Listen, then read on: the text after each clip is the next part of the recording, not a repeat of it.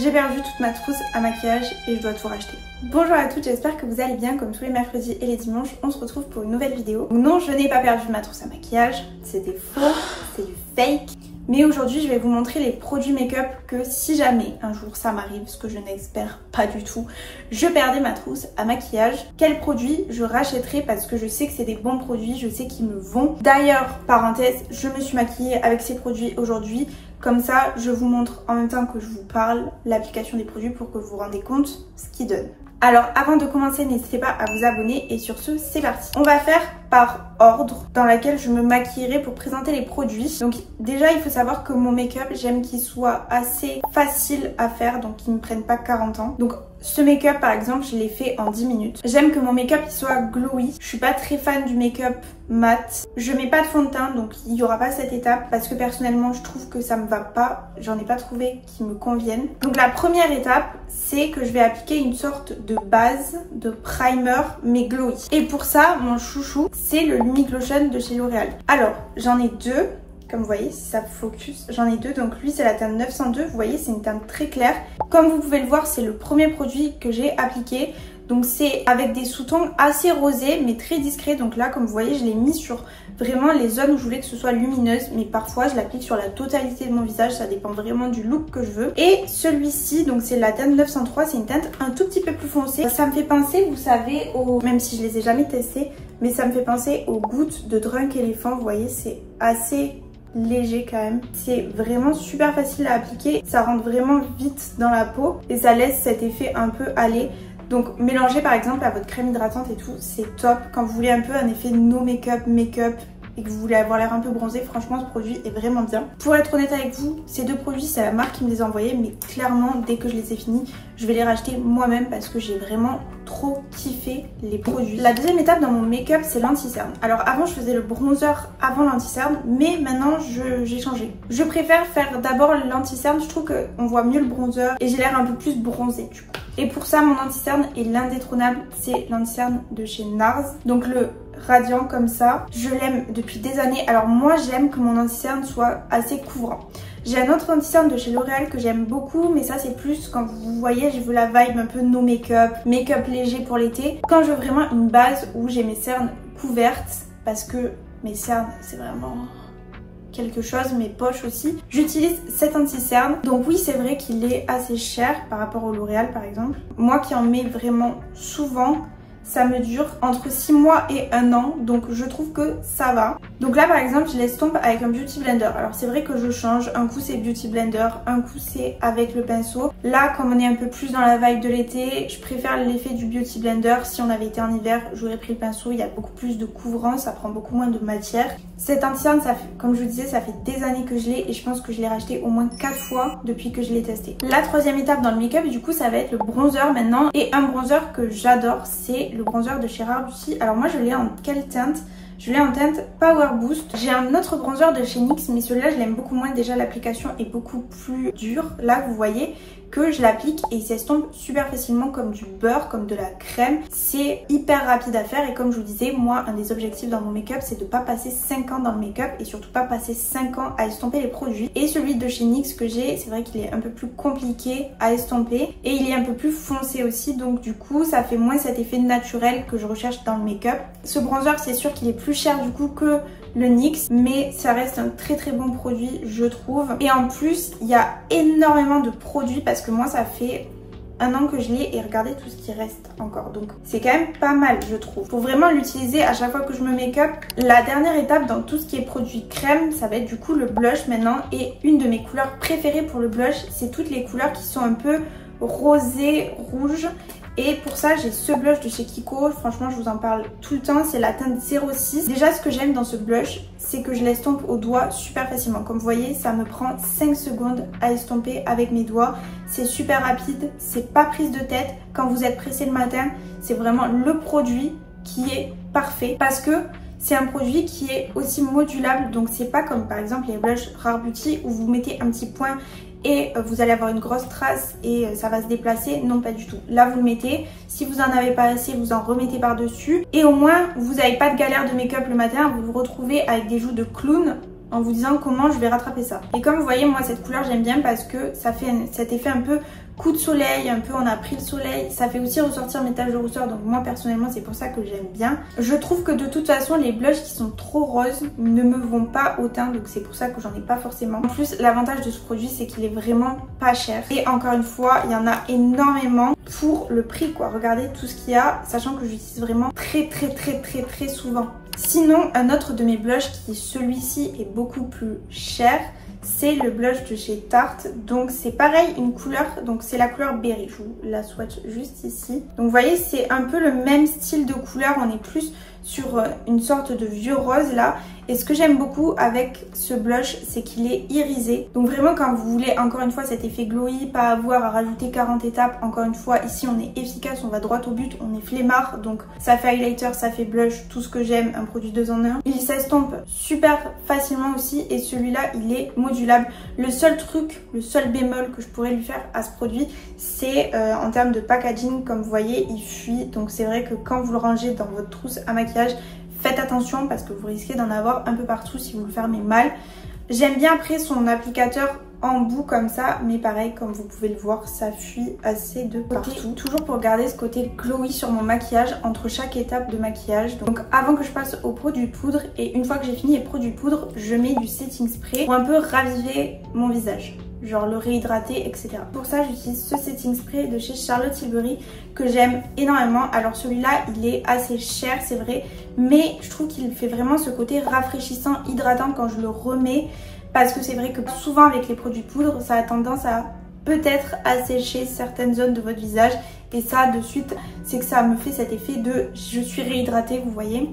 Comme je l'avais dit quand je l'avais présenté dans une autre vidéo, il a un peu une odeur, donc il doit avoir du parfum je pense dedans. Du coup si vous avez une peau assez sensible, elle peut réagir je pense. Mais je sais que si jamais il existe en format miniature, donc si vraiment vous voulez le tester, n'hésitez pas à l'acheter en miniature plutôt pour voir s'il vous convient ou pas. Maintenant on passe à la poudre. Alors demain je n'ai plus de poudre, je rachète cette poudre qui est la Easy Bake de Huda Beauty. Donc moi je l'ai en teinte pancake, c'est la teinte vraiment assez claire, pas la transparente mais la teinte claire quoi.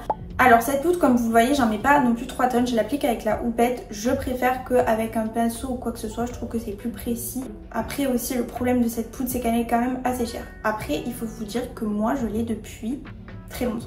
J'habitais à Paris, je l'avais. Je n'habite plus à Paris depuis 2 ans. Donc elle a au moins 2 ans et demi, voire peut-être 3 ans du coup cette poudre, je ne sais pas. Bon bref, je l'ai depuis super longtemps.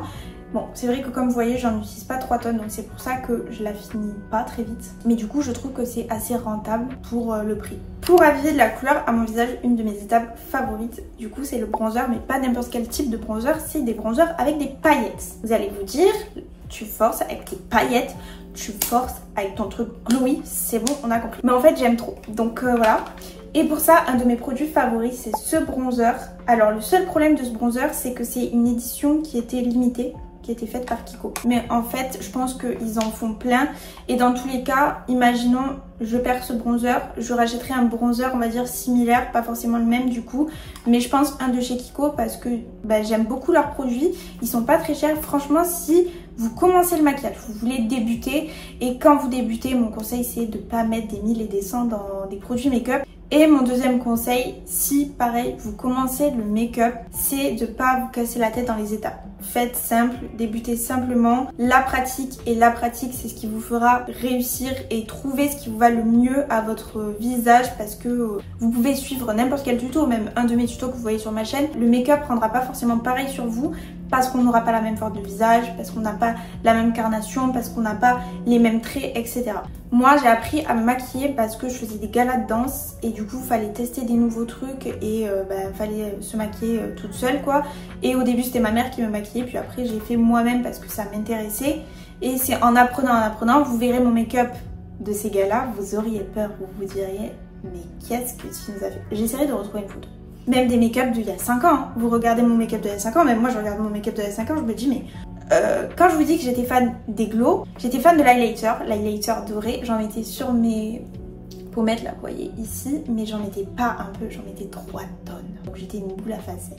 Parenthèse fermée, si ça vous intéresse, je pourrais faire un make-up débutant, un make-up pour les cours, vous voyez, des make-up assez simples, assez rapides, qui vous prendront pas de temps, même des make-up pour aller au travail, très simple, très basique, droit au but. Bon là on s'est un peu éparpillé, mais revenons au bronzer de chez Kiko. Alors lui je l'applique avec un gros pinceau, vraiment en rapide, je me casse pas la tête. L'histoire du bronzer là c'est vraiment pour réchauffer mon teint, pour redonner de la couleur. On veut pas de la dimension, ce n'est pas du contouring. Le contouring et le bronzer c'est deux choses différentes. Le contouring ça va être plus dans les tons froids, ça va être créer de la dimension à votre visage. Par exemple si vous voulez avoir un nez plus fin, par exemple si vous voulez aussi l'effet d'avoir des joues un peu plus creusées, c'est ce qui va vous donner cette illusion là. Alors que les produits que je vous montre, donc les deux bronzers que je vous ai montrés, c'est vraiment des bronzers, c'est vraiment venir bronzer le visage, apporter de la couleur. Il n'y a pas vraiment cette histoire de dimension. Donc là aussi c'est différent parce que les placements ne sont pas du tout les mêmes en fonction des deux produits. On continue dans les produits poudre, toujours pour amener cette couleur sur le visage. On passe maintenant au blush. Et mon blush favori de tous les temps, c'est ce blush de chez Sephora Collection. Donc c'est la teinte il me semble 06, c'est sa Flirt It Up, mais je l'ai acheté celui-là il y a au moins 3-4 ans je crois, donc je sais même pas s'ils le font encore. C'est un rose, vous voyez comme ça, je vous fais un swatch, c'est toujours cet esprit vraiment vieux rose, vous voyez comme ça, qui est assez discret, assez léger. Ce que j'aime dans ce blush, encore une fois, c'est qu'il est hyper modulable. Comme vous le voyez à l'application, ça fait vraiment, je trouve, ressortir le blush qu'on a mis en crème dessous. Et ça va venir vraiment rehausser mon teint, mais tout en étant léger. J'ai pas une grosse trace de blush. Ça, c'est quelque chose que personnellement, j'aime pas sur mon visage, avoir des grosses traces de blush. Je trouve que ça fait un peu too much sur ma forme de visage. Maintenant on passe aux yeux. C'est vrai que j'avais ces temps-ci délaissé vachement les yeux et je trouve que c'était dommage, et là j'ai recommencé à les maquiller. Et si demain je perds ma trousse à maquillage, la seule palette que je rachèterai, c'est cette palette de chez Dior, parce que c'est vraiment toutes les couleurs que je mets, c'est des couleurs